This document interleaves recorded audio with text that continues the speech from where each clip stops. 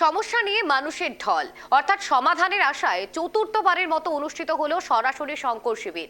রবিবার শিলিগুড়ির SF রোডে হিন্দি হাই স্কুলে অনুষ্ঠিত হলো সরাসরি শঙ্কর শিবির। আর সকাল থেকেই শিলিগুড়ি শহর এবং আশেপাশের বিভিন্ন এলাকা থেকে মানুষ আসেন নিজেদের নানা সমস্যা নিয়ে।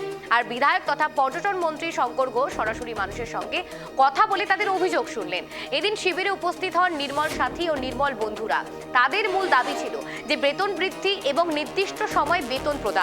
শিবিরে আসা প্রতিটি অভিযোগ গুরুত্ব দিয়ে শোনা হয় এবং সংশ্লিষ্ট দপ্তরের মাধ্যমে দ্রুত সমাধানের উদ্যোগ নেওয়া হয়।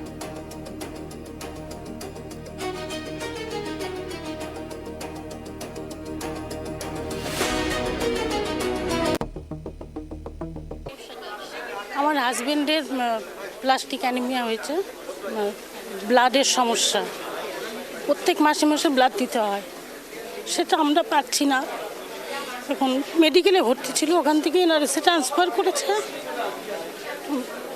আমরা খরচা চালাতে পারছি না, সেজন্য এখানে আসা। দাদা বলল সব লিখে দিল ডকুমেন্টসে, কালকের মধ্যে ফোন দেবে। আমাদের তো একটাই সমস্যা ছিল যে আমাদের মায়নাটা খুবই কম, আমাদের নির্মল সাথী এবং নির্মল বন্ধুদের। তো ওটাই আমাদের দাবি ছিল যে আমাদের মায়নাটা যেন একটু বাড়ে। আরেকটা দাবি যে আমাদের মায়নাটা খুব দেরি করে ঢোকে, নির্মল সাথী এবং নির্মল বন্ধুদের 20 তারিখের পরে মায়না ঢোকে, তো সেইটার জন্য একটু তাড়াতাড়ি ঢোকে মায়নাটা। উনি বললো মায়না আমাদের বাড়াতে হবে। হ্যাঁ, আমাদের এটাই আশা যে আমাদের 18,000 করুক, আমাদের 200 টাকা হাজিরা কি সংঘাত চলে?